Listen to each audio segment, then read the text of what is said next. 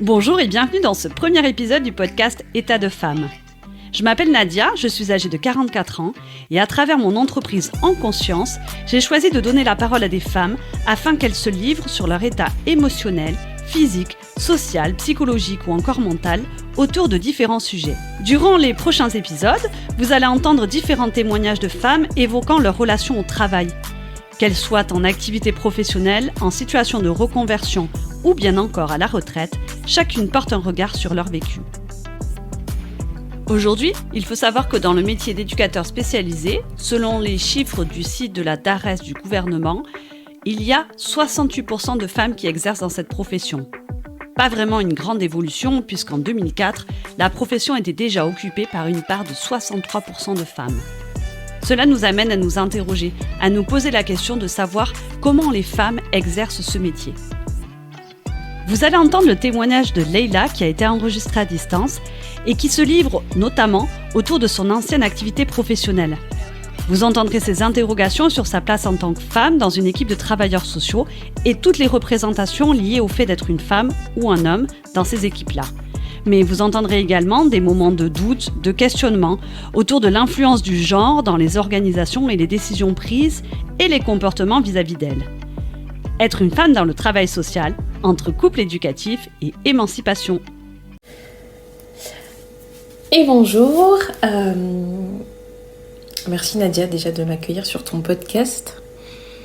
Du coup, alors pour me présenter, je suis Leïla, je suis éducatrice spécialisée de formation initiale et après j'ai repris mes études en master de sociologie, parcours d'intervention et d'innovation sociale où on s'est rencontrés du coup Nadia, voilà.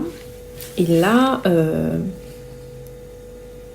je suppose qu'il faut que je me présente sous le plan professionnel, parce que sinon je peux dire que...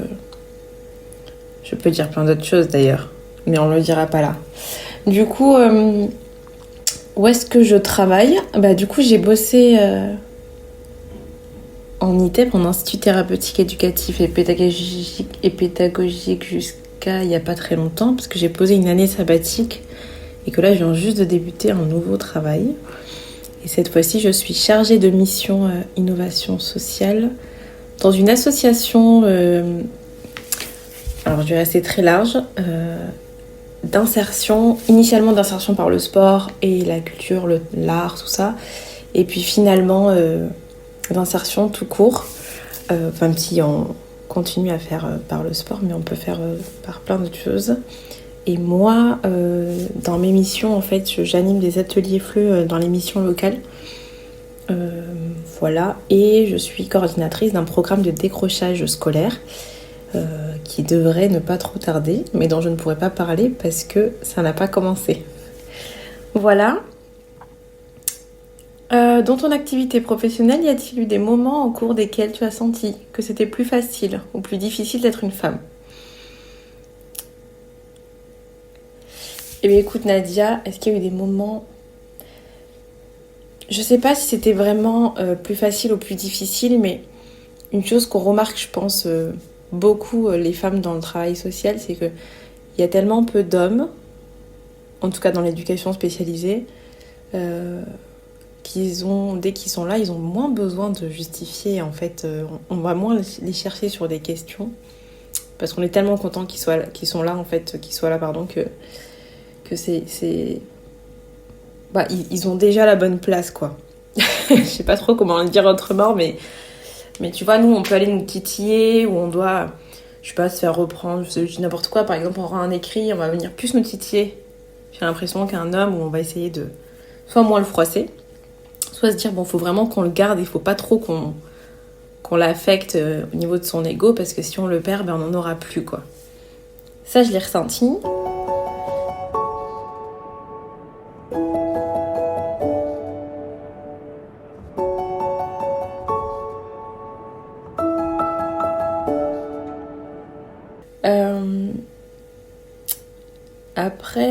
Après, je pense pas que c'était... Bon, je vais le dire quand même, mais pour mon entretien d'embauche,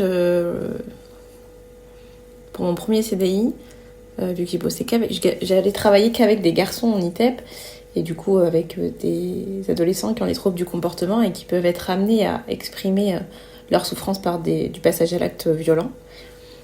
Et je me souviens que le directeur m'avait dit, mais est-ce que, enfin, en gros, qu'est-ce que vous êtes prête, quoi?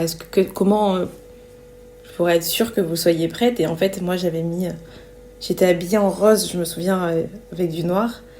Et en fait, j'ai dû justifier le fait que j'avais du muscle et que s'il fallait faire le bonhomme, ça allait être possible, mais que je pensais que on pouvait faire autrement et que c'était cool, quoi. Je me rappelle avoir montré mon bras comme ça en position comme l'emoji dans les téléphones pour dire qu'on a de la force, pour mettre un peu d'humour dans l'entretien, et c'était passé.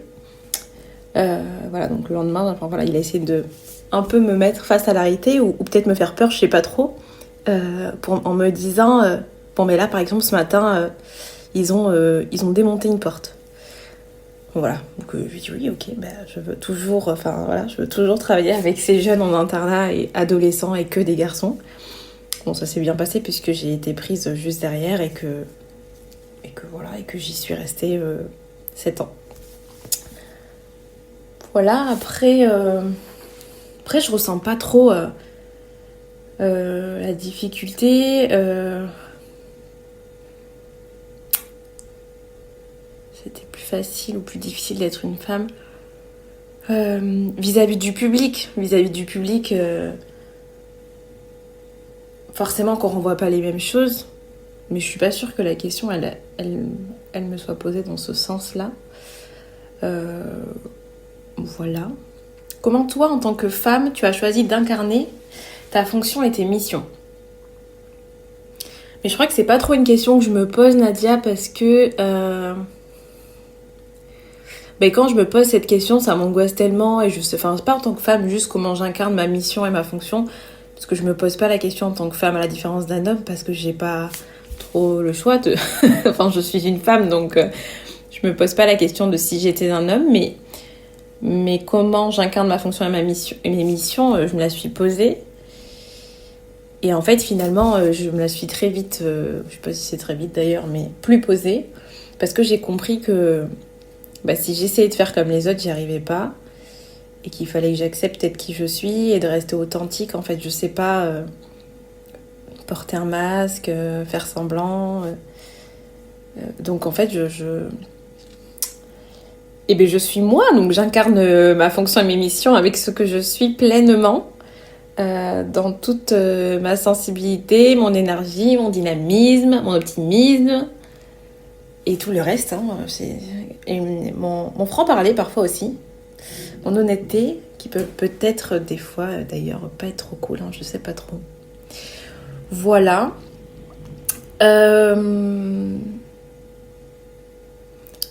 En quoi le fait d'être une femme influence-t-il ta manière de travailler? Tu vois, là encore... Alors... En quoi ça influence ma manière de travailler? Bon, déjà, ça l'influence forcément.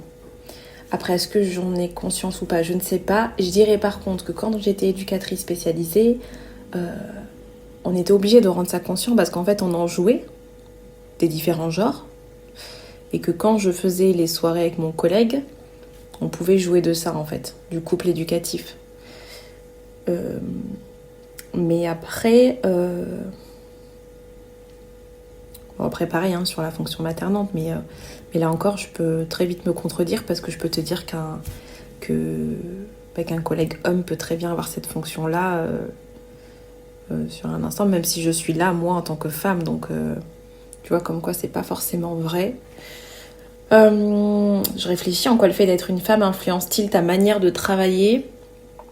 Moi, j'ai toujours travaillé avec des garçons dans les publics, mais pas beaucoup de collègues hommes, en fait. Et là, dans mon nouveau travail, c'est la même chose. J'ai beaucoup plus de garçons, même dans les jeunes pris en charge. Donc, du coup, j'ai que 3 filles. Enfin, pris en charge, j'aime pas trop ce mot, mais qu'on accompagne et qui participent et qui assistent aux ateliers. Sur le décrochage scolaire, je ne sais pas parce que je n'y suis pas encore. Et après, pour les collègues, franchement, on est beaucoup pareil. Il y a plus de femmes. Et puis moi, j'ai grandi au milieu de femmes, en fait. Donc, j'ai pas du tout eu d'hommes dans mon enfance, dans ma vie, dans mon parcours. Donc je ne sais pas en fait quelle place... tu vois, je me suis jamais dit, bah là c'est ta place et là c'est plus ta place. Parce qu'en fait, on a toujours jonglé entre les deux casquettes. Un peu des attendus des hommes et des femmes, voilà.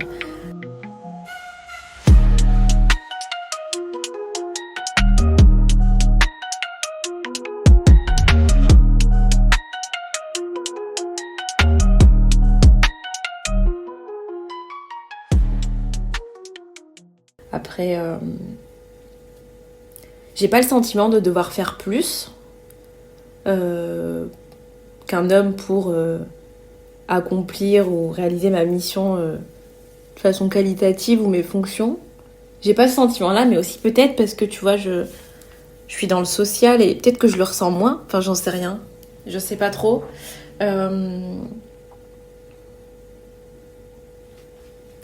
sont dures, hein, tes questions, Nadia. Voilà. Bah, je sais pas si c'est clair, mais ça sera ça ma réponse. Et puis enfin, dans quel état te met ton travail de manière générale ? En joie, et je crois que je réponds à la dernière question en même temps, mais c'est pas grave. En joie, j'ai pour devise, en fait, je vais travailler avec amour et toujours avec mon cœur. Et du coup, je suis hyper contente d'aller travailler. Et le jour où je suis pas contente, et bien du coup, c'est plus possible. Donc du coup, il faut partir. Donc c'est ce qui s'est passé là, à un moment donné, épuisement professionnel. Donc j'ai posé une année sabbatique parce que j'étais plus en joie d'aller travailler et que j'en étais à...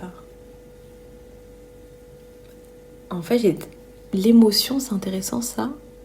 Je pense que j'avais autant de l'anxiété que de la tristesse.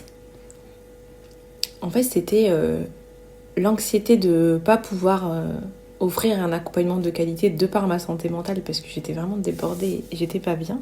Et j'étais triste de me voir faire ça, de me voir agir comme ça, malgré que, en fait, les jeunes avec qui je travaille ne s'en sont pas rendus compte. J'ai réussi à masquer ça jusqu'au bout parce que je voulais aller jusqu'au bout de mon année.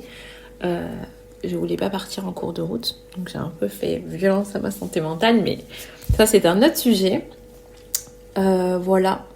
Donc l'émotion que je rattacherais, ça serait la joie, mais parce que je crois que c'est la joie tout le temps en fait. Enfin pas, je suis pas en joie tout le temps, c'est super faux ça. Mais je veux dire, en tout cas c'est ce qui me... C'est ce que j'aime ressentir et c'est ce qui me fait du bien et je sais pas, j'ai l'impression que c'est ce que j'incarne en fait, tu vois. Il y a que toi qui pourras dire ça, enfin il y a pas que toi, mais en tout cas là on est que deux, donc tu pourras en dire quelque chose, même si tu vois, vu comment je suis sensible, je peux très vite être triste d'une situation, mais très vite en fait je pense que je sais pas, peut-être une capacité de résilience qui fait que voilà, on cherche la solution, on trouve la solution ou pas et on patiente et voilà. Et bien écoute Nadia, je sais pas trop si j'ai bien répondu à tes questions. C'est pas un exercice facile, mais j'espère que ça t'aidera, toi et toutes les personnes qui nous écoutent, sur cette voie-là. Voilà, merci beaucoup. Au revoir.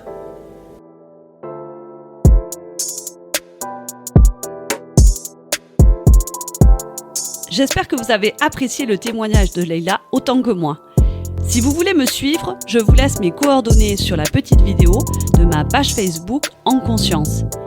Et dans tous les cas, on se retrouve très prochainement pour un nouveau témoignage.